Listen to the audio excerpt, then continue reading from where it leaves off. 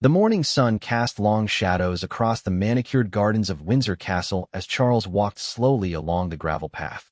His hands clasped behind his back, the king moved with the measured pace of a man carrying invisible weight. Today would mark a turning point that none of them had seen coming. Inside the castle's private dining room, Kate sat across from William, her fingers wrapped around a delicate china teacup that had grown cold long ago. The conversation they'd been avoiding for months now hung between them like morning fog.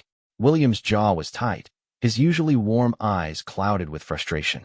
"She's going too far this time," Kate said quietly, her voice barely above a whisper. The way she spoke to Charlotte at the polo match. "William, our daughter came home asking if Grandmama Camilla doesn't like her." William's knuckles whitened as he gripped his coffee cup. The incident Kate referred to had happened 3 days earlier, but the memory burned fresh in both their minds. Camilla had publicly corrected 9-year-old Charlotte for not curtsying properly, her voice sharp enough to cut through the cheerful atmosphere of the family gathering. The little girl's face had crumpled, tears threatening to spill as dozens of photographers captured the moment. "I know," William replied, his voice heavy. "But what can we do? Father adores her. He's been waiting his whole life to be with the woman he loves." Kate set down her teacup with a soft clink. "And what about the woman our children love? What about me? I've tried, William. God knows I've tried to build a relationship with her. But every time I think we're making progress, she does something that reminds me exactly where I stand in her world." The tension between Kate and Camilla had been simmering for years, carefully hidden behind public smiles and diplomatic protocol. It had started small, little comments about Kate's parenting style, subtle corrections about royal tradition, gentle but persistent suggestions about everything from Kate's wardrobe choices to her charitable focus. Each incident alone seemed minor, easily dismissed as miscommunication or different perspectives. But, together, they had built into something that felt deliberate and calculated. Kate remembered the moment she'd first realized the true nature of their relationship. It was during a private family dinner at Clarence's house, shortly after Charles and Camilla's wedding. Kate had been discussing her plans for a new mental health initiative, her voice animated with passion for the cause. Camilla had listened with apparent interest before turning to Charles and saying, "How refreshing to see someone so enthusiastic about their hobbies." The word hobbies had landed like a slap. Kate's charitable work wasn't a hobby, it was her life's calling, her way of using her position to make a real difference. But, in that moment, she understood that to Camilla, she would always be the young woman who had married into the family, not someone whose contributions mattered. William reached across the table and took Kate's hand. "You know I'm on your side," he said. "Always." But, confronting Camilla directly, it could tear the family apart. "The family is already torn," Kate replied. "We're just pretending it isn't." Down the corridor, Charles was finishing his morning correspondence when his private secretary knocked softly on the door. "Your Majesty, the Duke and Duchess of Cambridge have requested a private audience. They say it's urgent." Charles set down his fountain pen and looked up. In all their years together, William and Kate had rarely requested formal meetings. When they had something to discuss, they simply called or dropped by. The formal request suggested something serious. "Of course," Charles replied. "Have them come to my study in 20 minutes. As Charles waited, his mind wandered to the subtle changes he'd noticed in family dynamics recently. The way conversations seemed to halt when he entered rooms where Kate and Camilla had been speaking. The careful seating arrangements at family dinners that kept the two women at opposite ends of long tables. The polite but strained smiles that never quite reached anyone's eyes. He'd hoped that time would smooth over whatever friction existed between his wife and daughter-in-law. After all, both women were intelligent, caring individuals who shared a love for the royal family and its traditions. But Charles was beginning to understand that some conflicts couldn't be resolved through wishful thinking and diplomatic patience. When William and Kate entered his study, Charles immediately noticed the determined set of Kate's shoulders and the protective way William positioned himself slightly in front of her. These weren't the relaxed, affectionate family members who usually visited him. These were two people preparing for battle. "Father," William began, his voice formal in a way that reminded Charles uncomfortably of his own relationship with his parents. "We need to discuss Camilla's behavior toward Kate and our children." Charles felt his chest tighten. This was the conversation he'd been dreading, the one that would force him to choose between the woman he'd waited decades to marry and the son who represented the future of everything he'd worked to build. "Please sit," Charles said, gesturing to the comfortable chairs by the fireplace. Tell me what's troubling you. Kate looked at William, who nodded encouragingly. She took a deep breath and began to speak, her voice steady despite the magnitude of what she was about to reveal. Your Majesty, she began, using his formal title in a way that immediately signaled the seriousness of their conversation. For the past several years, I've tried to build a positive relationship with Camilla. I've overlooked comments that felt dismissive of my work and my role in this family. I've smiled through suggestions that felt more like corrections. I've taught our children to show proper respect to their step-grandmother even when that respect wasn't reciprocated. Charles listened without interrupting, his expression grave. But what happened with Charlotte at the polo match crossed a line, Kate continued. Humiliating a 9-year-old child in public, making her feel small and inadequate in front of cameras and crowds, that's not about royal protocol. That's about basic human decency. William leaned forward. Father, our children are starting to fear family gatherings. George asks if he can stay home when Camilla will be there. Charlotte has nightmares about making mistakes in front of her. Louis is too young to understand, but he picks up on the tension. This isn't just about Kate anymore. This is about our children's well-being. Charles felt the weight of 3 generations pressing down on him. His own childhood had been marked by formal distance and emotional complexity. He'd sworn that William and his children would have something warmer, more loving. But now that warmth was being poisoned by conflicts he hadn't fully recognized or addressed. What are you asking of me? Charles said quietly. Kate and William exchanged another look. This was the moment they'd rehearsed, the request that would change everything. We're asking you to have a serious conversation with Camilla about boundaries and respect, William said. We're asking you to make it clear that Kate's position in this family is not negotiable, and that our children deserve to feel safe and loved at family gatherings. And if she refuses? Charles asked, though he suspected he already knew the answer. Kate's voice was steady and clear when she replied. Then, we'll need to reevaluate our participation in family events where she's present. The silence that followed was deafening. Charles stared at his hands, understanding that this moment would define not just his relationships with his family, but his legacy as a father and king. The choice before him was stark and painful, but as he looked up at his son and daughter-in-law, he realized it wasn't really a choice at all. The future of the monarchy sat in the chairs across from him, and that future included 3 innocent children who deserved better than to grow up walking on eggshells in their own family. The conversation with William and Kate lingered in Charles's mind for the rest of that day. He found himself distracted during his afternoon meetings, his thoughts constantly returning to the hurt in Kate's eyes and the protective determination in William's voice. By evening, he knew what he had to do, but knowing and doing were entirely different challenges. Camilla was in her private sitting room when Charles found her, reading glasses perched on her nose as she reviewed correspondence from her various patronages. She looked up with a warm smile when he entered, the same smile that had captivated him for over 30 years. But tonight, that smile felt complicated by the weight of what he needed to say. Darling, she said, setting aside her papers. You look troubled. Difficult day with the red boxes? Charles settled into the chair across from her, noting how comfortable and peaceful this room felt compared to the tension he'd experienced in his study earlier. We need to talk, Camilla. About Kate. About the children.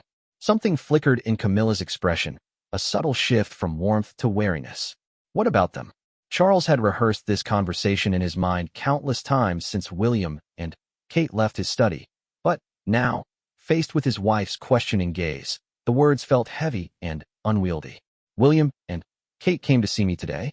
They're concerned about, they feel that there have been some difficulties in your relationship with Kate.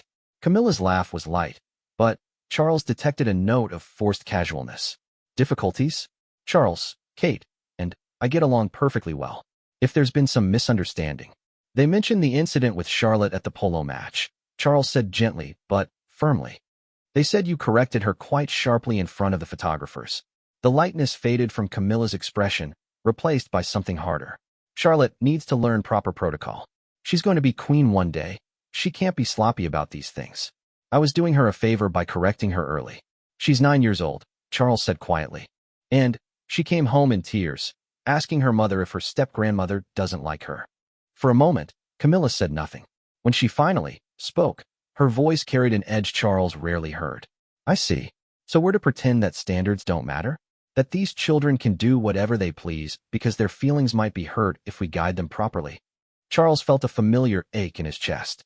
This was the pattern that had defined too many of his relationships, the inability to bridge different perspectives, the way love could become twisted by pride and position. This isn't about standards, Camilla. This is about kindness. About making a child feel secure in her own family. Her own family? Camilla stood abruptly, moving to the window that overlooked the garden. Her family that didn't exist until her mother married into it. Her family that I've been part of far longer than Kate has. The bitterness in her voice surprised Charles. He'd known that Camilla sometimes felt overshadowed by the younger generation's popularity, but he hadn't realized how deep that resentment ran.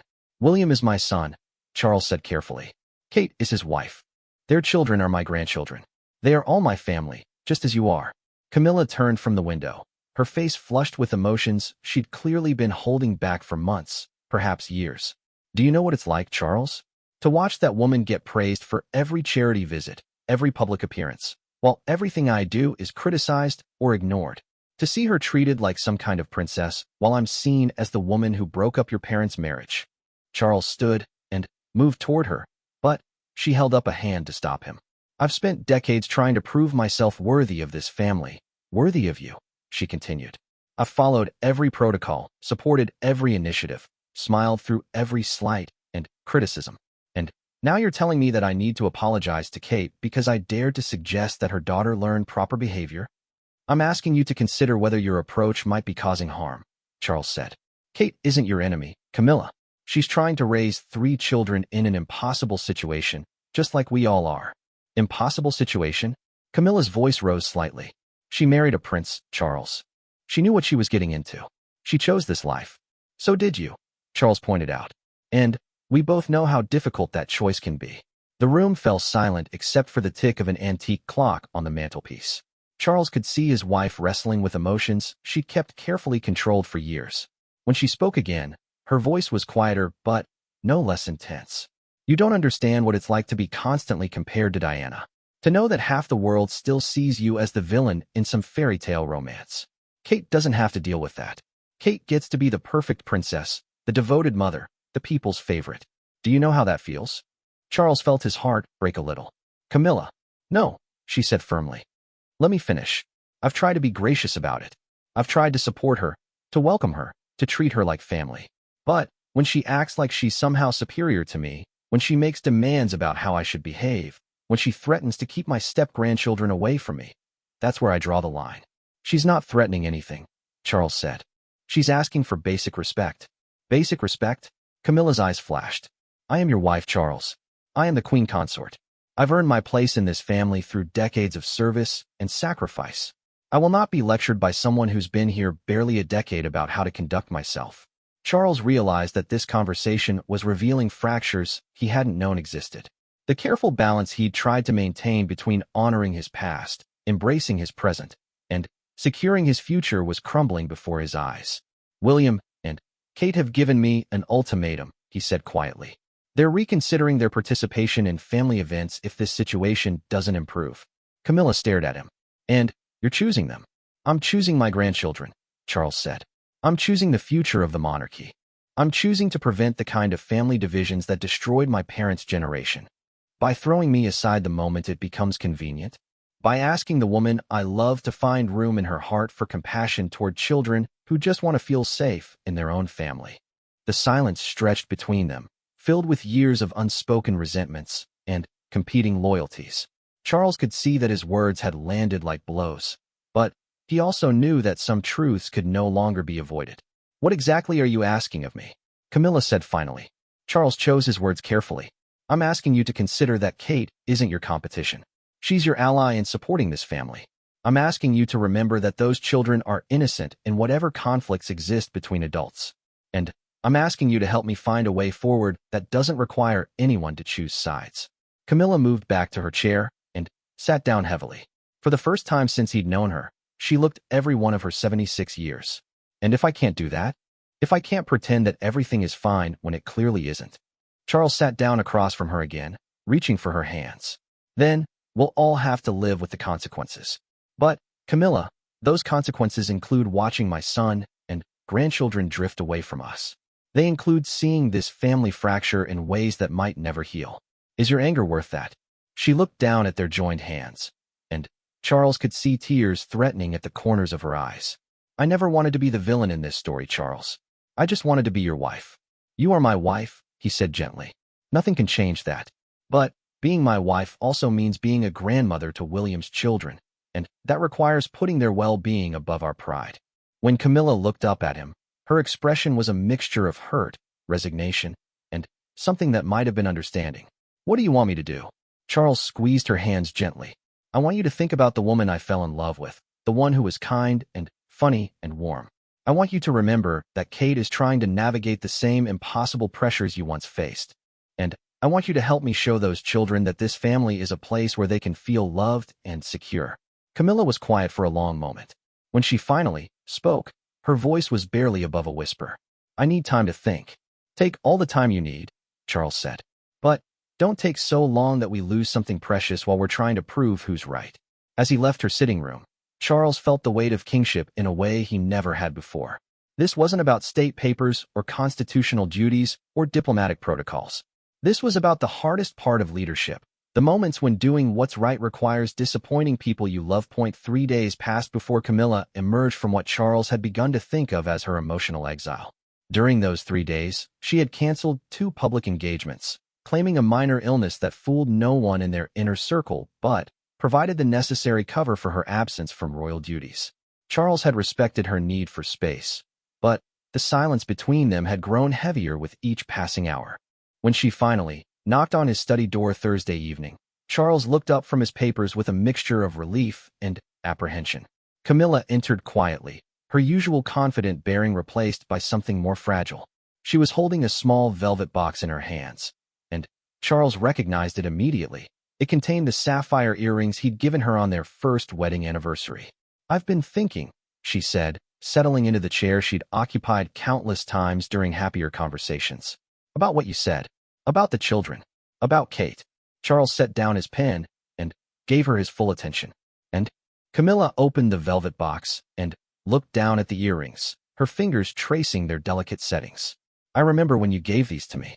You said they reminded you of the sky on the morning we were married. That perfect blue that comes just after dawn when everything feels possible.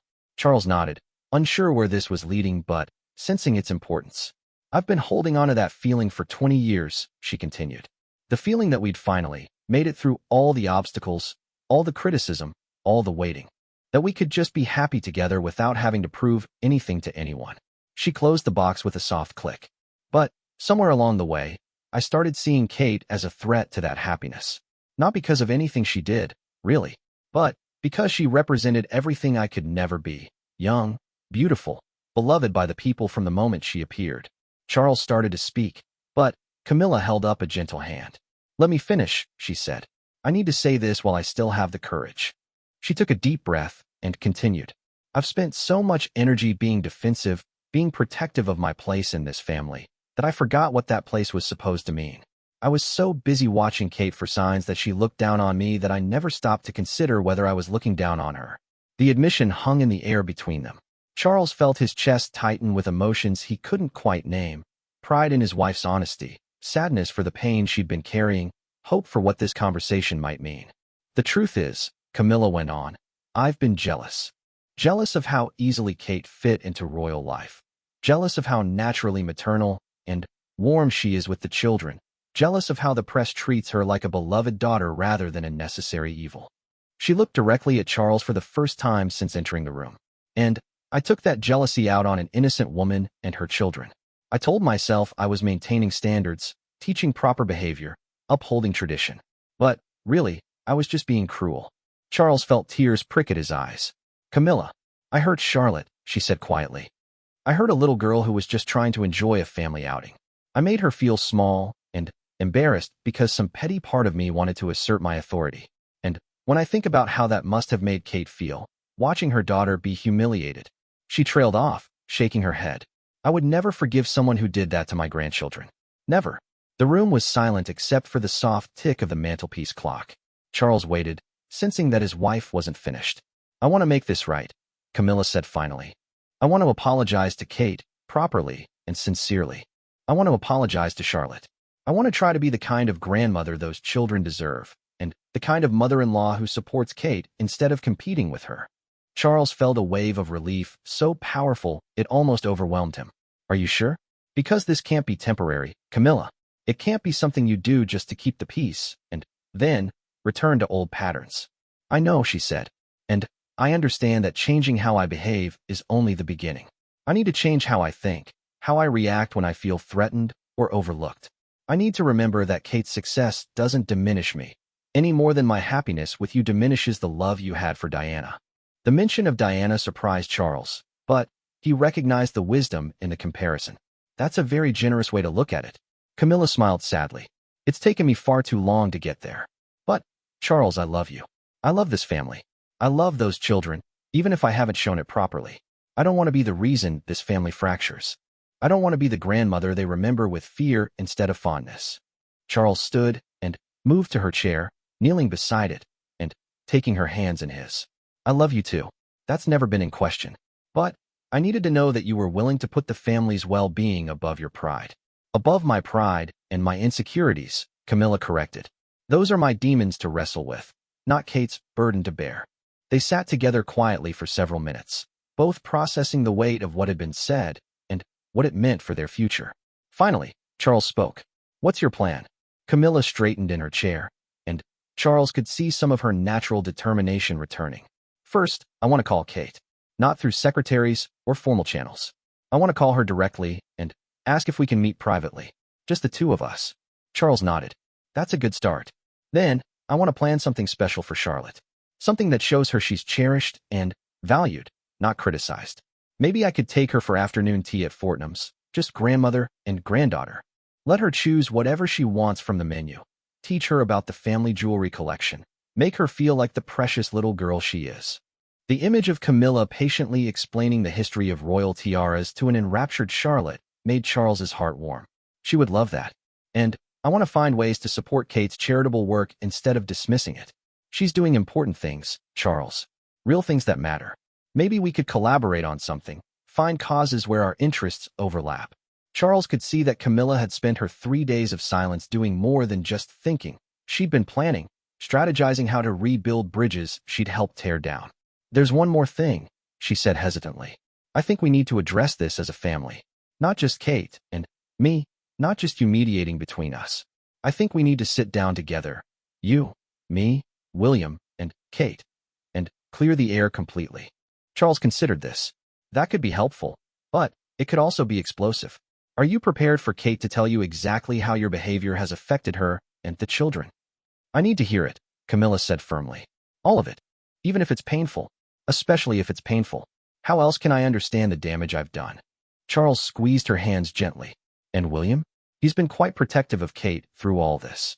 As he should be, Camilla replied. She's his wife. They're his children.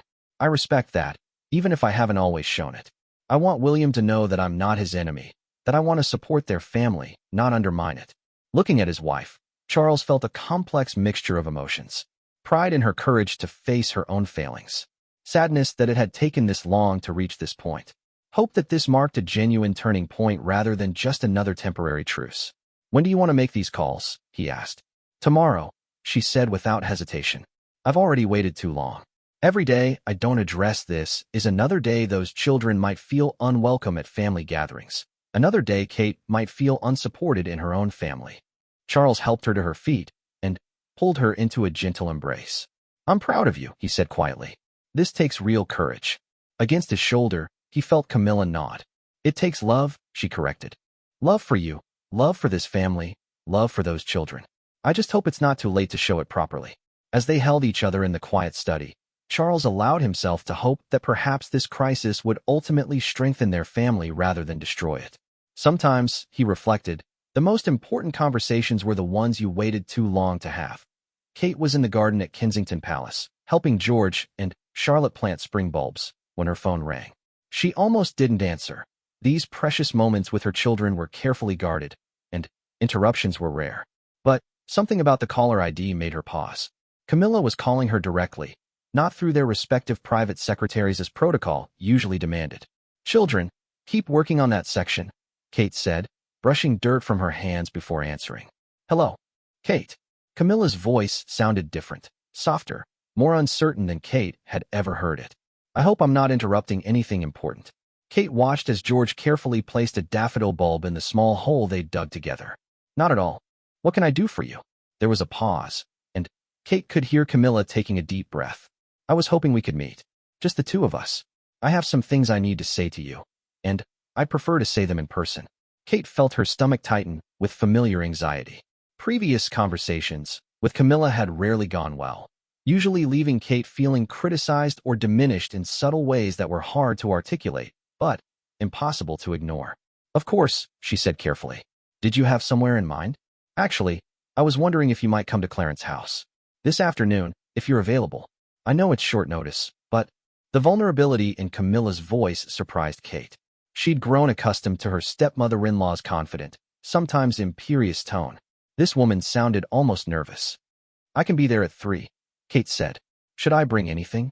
Just yourself, Camilla replied. And Kate? Thank you. I know this might feel awkward, but it's important. At least it is to me. After hanging up, Kate stared at her phone for a long moment. Charlotte looked up from her gardening, dirt smudged across her cheek.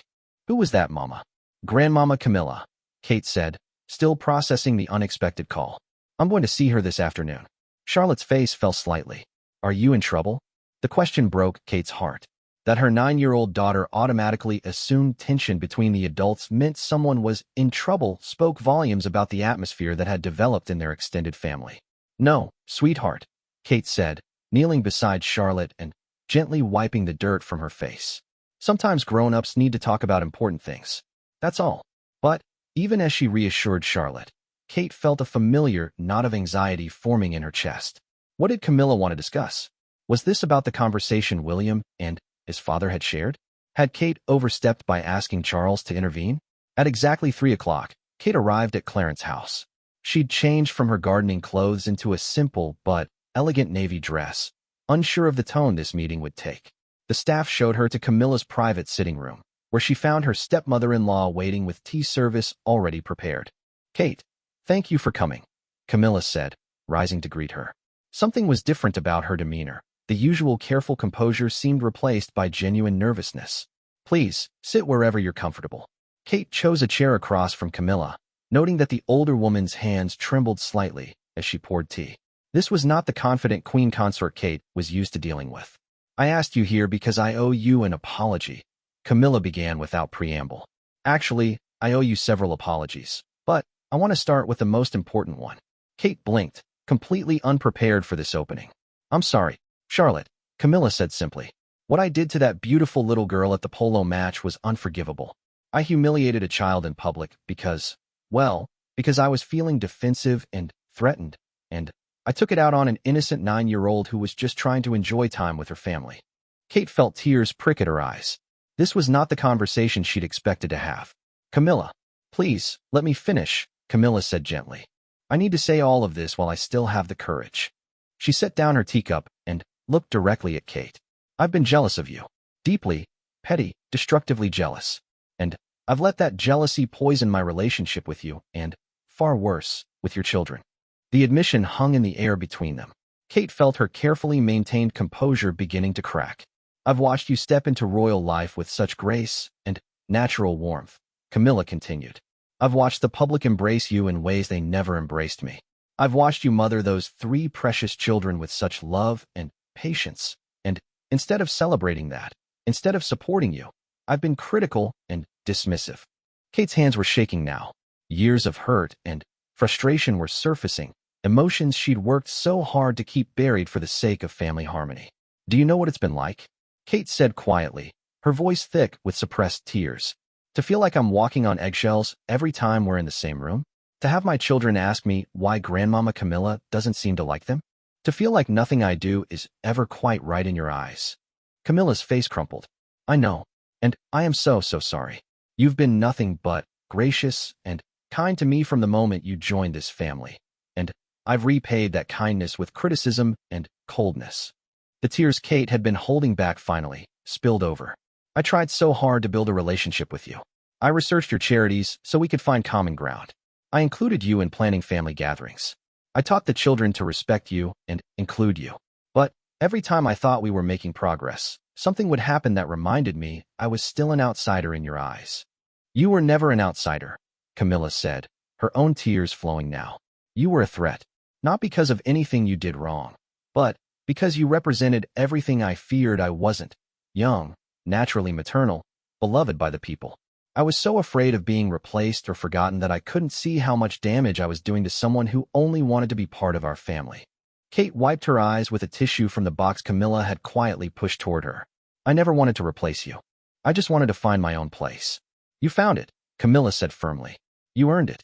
You are William's wife, Charles's daughter-in-law, those children's mother, and a vital part of the future of this monarchy. I should have been celebrating that, supporting that, not undermining it because of my own insecurities. The two women sat in silence for several minutes, both processing emotions that had been building for years. When Kate finally spoke, her voice was steadier. What happens now? She asked. Camilla leaned forward in her chair. Now I try to earn your forgiveness. I try to become the grandmother those children deserve, and the mother-in-law who supports you instead of competing with you. She paused, then continued more tentatively. I was hoping to ask Charlotte if she'd like to have afternoon tea with me next week. Just the two of us. I want to apologize to her properly and try to build a real relationship with her, one based on love instead of criticism. Kate felt her heart soften. She would like that. She's always wanted a close relationship with you. And the boys. George is old enough to understand that adults sometimes need to work through problems, Kate said. He's been worried about the tension at family gatherings. As for Louis, he just wants everyone to be happy together. Camilla nodded. What can I do to help repair the damage I've done? Kate considered the question carefully. This felt like a genuine turning point, but she'd learned to be cautious about reading too much into single conversations. I think we need time, she said honestly. Time to build trust, to create new patterns of interaction. I need to believe that this change is real and lasting, not just something you're doing to smooth things over temporarily. That's fair, Camilla agreed. And Kate, I want you to know that Charles chose correctly. When he had to choose between supporting you and maintaining the status quo, he chose you and the children. That took courage, and it was the right decision. He loves you, Kate said gently. This was never about him loving you less. It was about him loving us all enough to insist we find a way to coexist peacefully. Camilla smiled through her tears. I love him too. And I love this family. I want to be someone who adds to its happiness, not someone who detracts from it. Kate set down her teacup and looked at her stepmother-in-law with new eyes. I'd like that too. I'd like to try again, if you're willing. I'm more than willing, Camilla said. I'm grateful for the chance. As Kate prepared to leave, Camilla caught her hand gently. One more thing. I want to find ways to support your charitable work instead of dismissing it. You're doing important things, Kate. Real things that matter. I'd be honored if there were ways we could work together. Kate felt a smile tugging at her lips, the first genuine smile she'd shared with Camilla in years. I'd like that very much. Walking back to her car, Kate felt lighter than she had in months. The conversation hadn't erased years of hurt and tension instantly, but it had opened a door that had been closed for far too long. For the first time, she allowed herself to hope that family gatherings might become places of genuine warmth rather than careful politeness. Most importantly, her children might finally have the loving, supportive extended family they deserved. 6 months later, the transformation was remarkable, though not without its challenges. The family gathering at Balmoral for the late summer break had become a symbol of how much had changed and how much work remained to be done. Charlotte sat curled up next to Camilla in the castle's drawing room, listening with rapt attention as her step-grandmother explained the history of a particular brooch in the family jewelry collection. The same little girl who had once feared making mistakes in Camilla's presence now chattered freely about her school friends, her riding lessons, and her dreams of becoming a veterinarian. And this one, Camilla said, pointing to an emerald and diamond piece in the open jewelry case, belonged to Queen Mary. She wore it to my wedding to your grandfather. It's beautiful, Charlotte breathed, her eyes wide with wonder. Do you think I could wear it someday? When you're older and at a very special occasion? Absolutely, Camilla said warmly. Royal jewelry is meant to be worn and enjoyed, not hidden away in boxes. Kate watched this interaction from across the room, where she was helping Louis with a puzzle while George read nearby. The sight of her daughter and Camilla sharing such an easy, affectionate moment still felt miraculous after years of walking on eggshells around family dynamics. The change hadn't happened overnight. The first few months after their conversation at Clarence's house had been marked by careful politeness, tentative gestures, and occasional setbacks when old patterns tried to reassert themselves. But, gradually, genuine warmth had begun to replace diplomatic courtesy. The turning point had come during Charlotte's promised afternoon tea at Fortnum's. Camilla had not only apologized sincerely to the little girl, but had listened, truly listened, as Charlotte shyly explained how criticism in public made her feel scared and small. That conversation had led to others, and, slowly, Charlotte had begun to trust that her step-grandmother's newfound gentleness was real. William entered the drawing room carrying a tray of hot chocolate, a tradition he'd started to make the Scottish evenings more cozy for the children. He paused near Kate's chair, following her gaze to where Camilla and Charlotte were now looking through a photo album together. "Hard to believe it's the same woman who made our daughter cry 6 months ago," he murmured quietly. "People can change," Kate replied, though she understood his lingering caution. "Look how patient she's being with Louis." Indeed, earlier that day, when 3-year-old Louis had spilled juice on one of Camilla's expensive cushions, she had simply laughed and helped him clean it up, turning the incident into a game rather than a lesson about being more careful. The old Camilla would have used the moment to lecture about responsibility and respect for valuable things.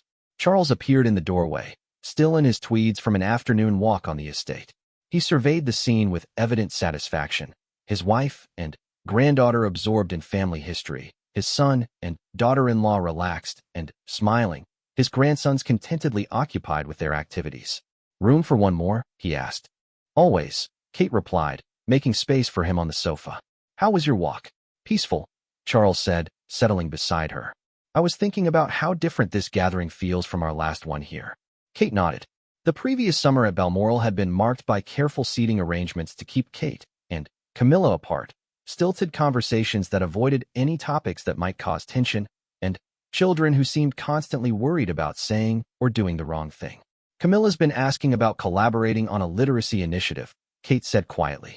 "She wants to combine her work with adult literacy with my early childhood development programs." William looked up with interest. "How do you feel about that?" Kate considered the question.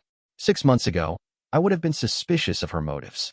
Now, I think she genuinely wants to find ways to support the work rather than compete with it. "And if old patterns resurface?" William asked.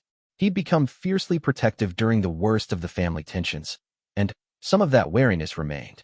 "Then, we'll address them," Kate said simply. "But, William, look at her with Charlotte. Look at how she's been with all the children. This isn't performance or temporary good behavior.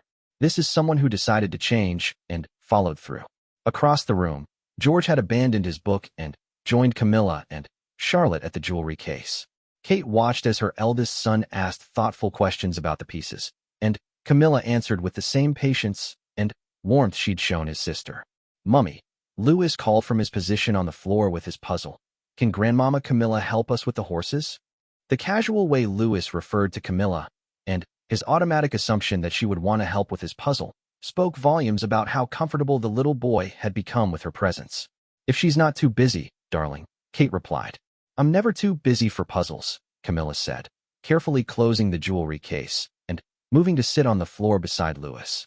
The sight of the queen consort sitting cross-legged on an ancient Persian carpet, helping a 3-year-old find puzzle pieces, would have been unthinkable a year ago. Charles reached over and squeezed Kate's hand. "Thank you," he said quietly. "For what?" "For giving her a chance to try again. For not holding grudges when you would have been justified in doing so. For helping to heal this family instead of letting it fracture." Kate squeezed back. "She did the hard work. I just stopped building walls." "We all built walls," Charles said thoughtfully.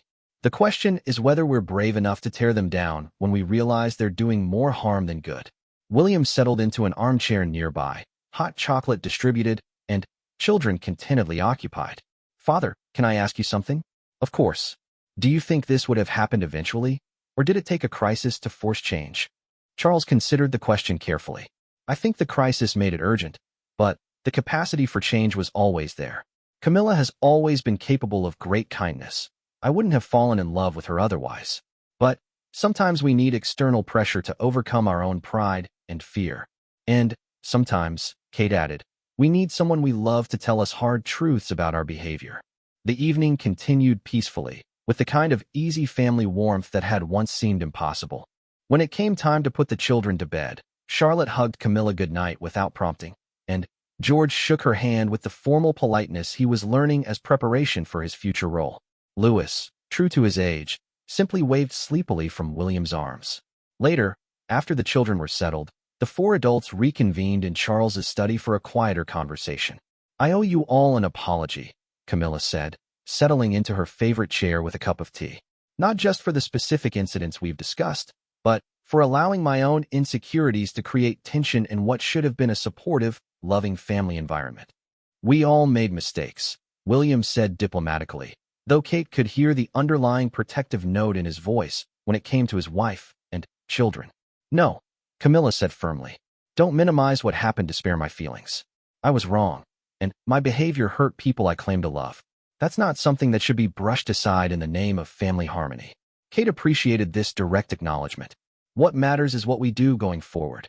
"Agreed," Charles said. "But I also think it's important that we've all learned something from this experience. I've learned that avoiding difficult conversations doesn't make problems go away. It just lets them fester until they become crises. I've learned that protecting my family sometimes means having uncomfortable conversations with people I love," William added. Kate thought for a moment before speaking. "I've learned that sometimes giving people room to change is more powerful than holding them accountable for past mistakes." Camilla was quiet for a long moment. When she finally spoke, her voice was thoughtful. "I've learned that love isn't about defending your position or proving your worth. It's about creating space for other people to flourish, even when that feels threatening to your own sense of security." The silence that followed wasn't uncomfortable. It was the silence of four people who had been through a storm together and emerged closer for it. "So what happens now?" William asked, echoing the question Kate had posed to Camilla months earlier. "Now we keep doing the work," Kate said. "Every day in small ways. We choose kindness over defensiveness, cooperation over competition, the children's well-being over adult pride." Charles raised his teacup in a mock toast. "To second chances and the courage to take them." As they lifted their cups together, Kate felt a profound sense of gratitude, not just for the healing that had taken place, but for the reminder that even the most complicated family dynamics could change when people chose love over pride. Outside the ancient windows of Balmoral, the Scottish evening was settling into darkness. But inside the castle, in this room full of people who had learned to choose each other despite their flaws and mistakes, everything felt bright with possibility. The silence that had once followed Charles's choice to support Kate and the children was no longer heavy with anger and resentment. It had become the comfortable quiet of a family that had found its way back to love.